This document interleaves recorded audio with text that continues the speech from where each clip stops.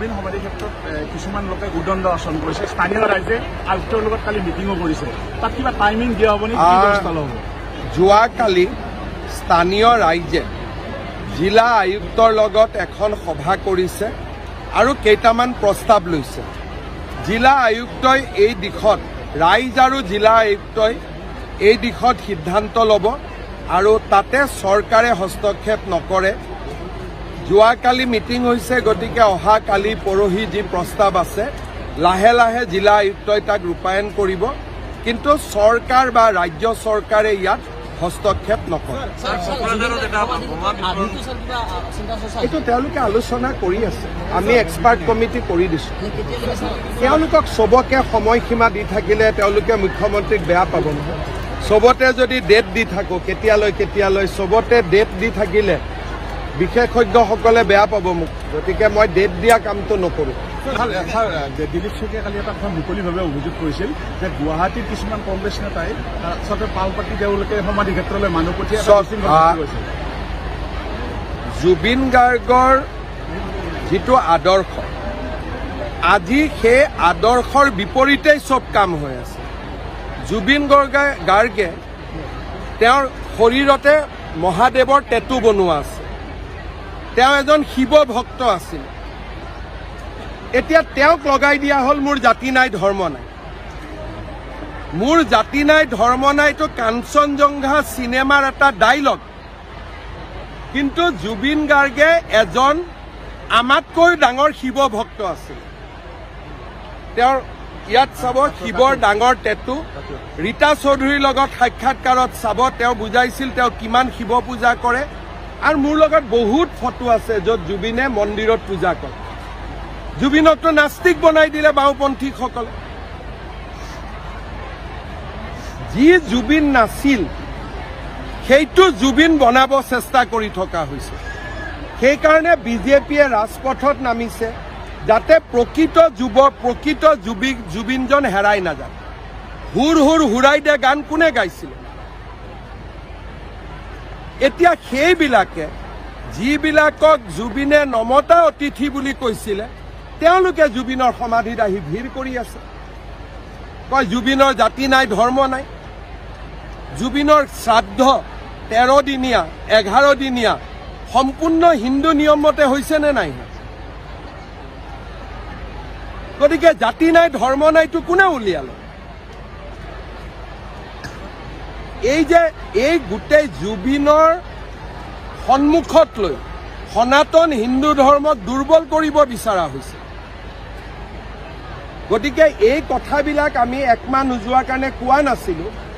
এতিয়া আমি সকলোকে বিতৰ্কলৈ মাতিছোঁ যে আমাক দেখুৱাই দিয়ক জুবিনৰ ধৰ্ম নাছিল বুলি জুবিনৰ জাতি নাছিল বুলি কাঞ্চনজংঘা চিনেমাৰ এটা ডাইলগ তাক কিমান অপব্যৱহাৰ কৰি আছে বাওঁপন্থীসকলে আপোনালোকে চিন্তা কৰক কয় আজি আপোনালোকে কৈ আছে যে বোমা কিয় মানুহে ফুটালে কালি প্ৰেছ ক্লাবৰ ইলেকশ্যনৰ পিছত কিয় বোমা ফুটালে সাংবাদিকসকলে দেৱালীত ৰাইজে বোমা ফুটালে সমালোচনা কৰিলে কালি প্ৰেছ ক্লাবৰ ইলেকশ্যনৰ পিছত একেবিলাক সাংবাদিকে বোমা ফুটাই দিলে তাৰমানে হিন্দু ধৰ্মৰ নামত বোমা নুফুটাব আৰু আমাৰ যি মন যায় আমি তাকে কৰি থাকিম ৰাজনীতি নহয় জুবিন যেন হিন্দু বিৰোধী আছিল জুবিনৰ যেন ধৰ্ম নাছিলে তেনেকুৱা পৰিৱেশ এটা অসমত সৃষ্টি কৰিব খোজা হৈছে যাতে উচ্ছেদ হ'বলগীয়া মানুহবিলাকে নিৰাপত্তা পায় যাতে এই যি আমি এটা অসমক জাতি মাতি ভেটি বচাবৰ কাৰণে এটা আমি তীব্ৰ গণ চিন্তা কৰিছোঁ তাক যাতে স্তিমিত কৰিব পৰা যায় নেপথ্যত বাওঁপন্থীসকল অখিল গগৈ এইবিলাকে আছে কংগ্ৰেছ ক'ৰবাত এনেকুৱা নিয়ম দেখিছে নেকি যে সমাধিত গ'লো সাফৰেদি খুলি আমি তাতে মদ ঢালি দিলোঁ এইটো আত্মা ভগৱানৰ অংশ হয় কি জুবিনক অসমীয়া জাতিয়ে কি মদেদি পূজা কৰিব নেকি এইবিলাক নিয়ম কোনে কৰি আছে যে জুবিনৰ বিষয়ে যাতে অহা 100 বছৰত এটা মানুহৰ মনত বিৰূপ মনোভাৱৰ সৃষ্টি হয় 100 বছৰ পিছত নৱপ্ৰজন্মই জুবিনক কেনেকে চিনিব জুবিনৰ গানেৰে নহয় যেন জুবিন এজন মদ ভাল পোৱা ব্যক্তি আছিল জুবিনৰ গানেদি আমি জুবিনক স্মৰণ কৰো জুবিনৰ সমাধিত খাফৰেৰে মদ ঢালি নহয় আজি যোৱা 1 মাহত যোনে যি পাৰে তাকে কৰি আছে ভাবিছে সকলো নীৰৱ হৈ যাব আমাৰ নীৰৱতা এমাহৰ নীৰৱতা আছিল এতিয়া ঢালকচোন কোনবাই অহাকালিৰ পৰা মই জুবিনক কেতিয়াও মদৰ লগত পৰিচিত ব্যক্তি বুলি জানিব নিদিও জুবিনক মই মায়াবিনী হুৰ হুৰ হুৰাই দিয়া গানেৰে সমৃদ্ধ এজন জাতীয় বীৰ হিচাপে জানাৰ বাবে আমি কাম কৰো এইবিলাক কি চলি আছে এইবিলাক কি চলি আছে কোনে চলাই আছে অখিল গগৈয়ে পালপাতি মানুহ পঠিয়ায় কংগ্ৰেছে পালপাতি মানুহ পঠায় প্ৰচেষ্টা হ'ল যে জুবিনক এজন যেন তেওঁ মদৰ বাবে মদক বাদ দি একোৱেই নাজানিছিল তেনেকুৱা ব্যক্তি হিচাপে প্ৰতিষ্ঠা কৰা এইটো ভুল নকৰিব জুবিনে মদ নাখাইছিল খাইছিল যদিও কিবা দুখত খাব পাৰিব কিবা কাৰণত খাব আৰু মদ নোখোৱা জুবিনজনক মই লগ পাইছো এইটো কোনেও এনেকুৱা ধাৰণা নিদিব যে জুবিনে 24 ঘণ্টাই মদ খাই আছিল ভুল কথা হৈ আছে জুবিনক অপমান কৰি থকা হৈছে জুবিনক ন্যায় দিয়াৰ নামত এছাম ব্যক্তিয়ে জুবিনৰ সত্তা আৰু জুবিনৰ আত্মাক হত্যা কৰিব খুজি আছে